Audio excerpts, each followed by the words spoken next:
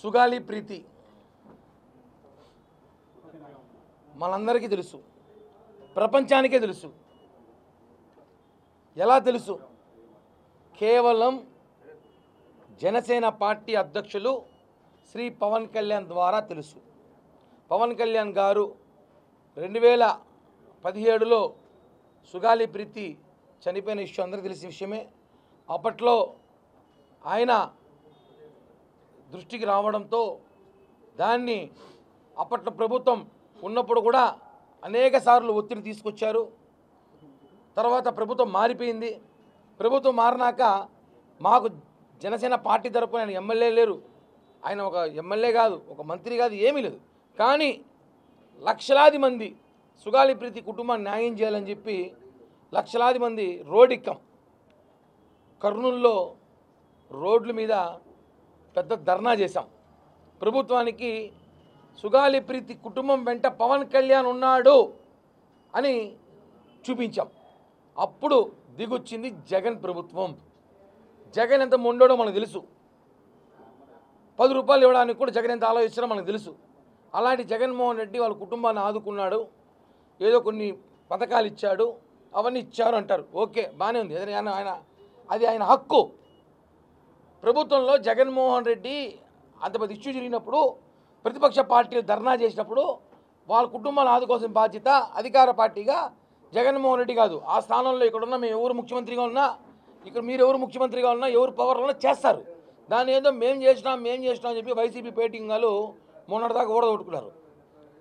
సుగాలి ప్రీతి తల్లి గారిని ఒకటే అడుగుతున్నా, మేమందరం కూడా, అమ్మా నీ గుండెలపై చేసుకో, నీ గుండెలపై చేసుకో. నువ్వు నమ్ముకున్న దేవుని ముందర కూర్చొని, ఖచ్చితంగా ఒక దేవుని నమ్ముతావు కదా, ఆ దేవుని ముందర కూర్చొని పవన్ కళ్యాణ్ అనే వ్యక్తి లేకపోతే సుగాలి ప్రీతి ఇష్యూ ఈరోజు బయటకు వచ్చేదా? పవన్ కళ్యాణ్ లేకపోతే ఈరోజు ప్రభుత్వం నుంచి మీకు రావాల్సింది ఏదో, మేము అప్పట్లో మీ కూతురు తీసుకురాకపోయినా మేము చెయ్యాలని ఏదో ఒక తాపత్రయంతో ప్రభుత్వాన్ని మెడలో ఉంచినామా లేదా? అందరూ జనసైనికులు కూడా తన వాళ్ళకి ఎవరెవరు ఏం చేయాలో అందరూ చేశాం కదా. అలాంటిది మొన్న వైజాగ్ మీటింగ్ జరుగుతూ ఉంటే ఆ మీటింగ్ని డైవర్ట్ చేయడానికి, పవన్ కళ్యాణ్ 3 రోజుల సభను డైవర్ట్ చేయడానికి వైసీపీ పేటీఎం గారు సుగాలి ప్రీతి తల్లి గారిని తీసుకొచ్చారు. ఆమె పేరు పార్వతి గారు. ఆమెను తీసుకొచ్చి పవన్ కళ్యాణ్ నాకు ఏమీ చేయలేదు, అన్యాయం చేశారని చెప్పి మాట్లాడారు.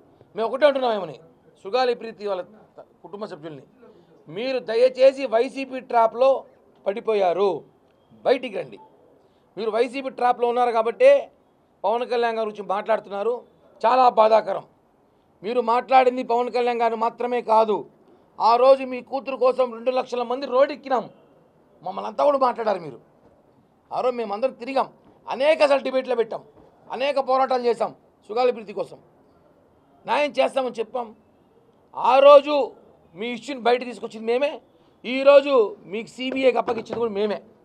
ఈ విషయం గుర్తుపెట్టుకోండి. మీకు గత 5 సంవత్సరాలు జగన్మోహన్ రెడ్డి ఏం చేశాడు? మీకు ప్రభుత్వంలో ఉన్నాడు కదా, ఏం సిబిఐకి ఇచ్చిన కేసు ఎందుకు ఇవ్వలేదు? చెప్పండి. ఇప్పుడు అది చెప్పరు. ఆ రోజు బయట తీసుకొచ్చింది మేమే, ఈరోజు సిబిఐకి అప్పగించింది కూడా మేమే.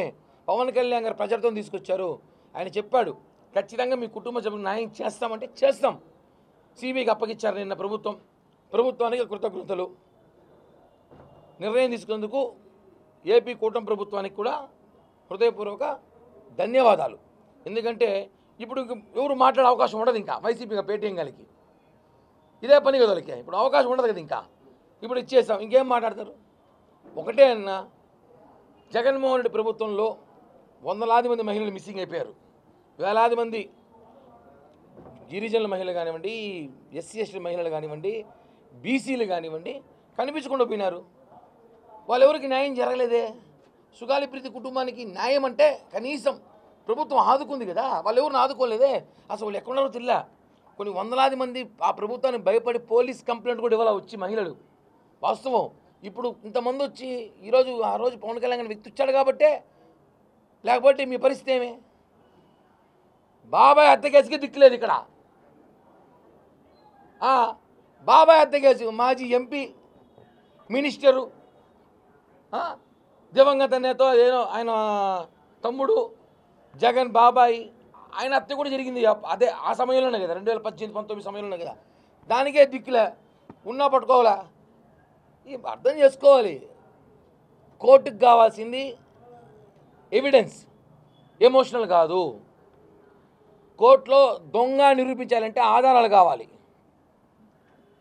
ఎమోషనల్ పనికిరాదు. మీరు బాధ అర్థం చేసుకున్నాం, మేమందరం కూడా మేము బాధపడ్డాం, ఏదో చేయాలని తాపత్రయం. మా చేతిలో పవర్ లేదు, మా పవర్ మొన్నే వచ్చింది, ఇప్పుడు మేము సిబిఐకి అప్పగిచ్చాం. గత 5 సంవత్సరాలు మీరు పొగుడుతున్న జగన్మోహన్ రెడ్డి, అంబటి రాంబాబు, ఆ పేరు నాని, ఆ జోకర్లంతా ఏం చేశారో, ఆ జోకర్లంతా ఏం చేశారు?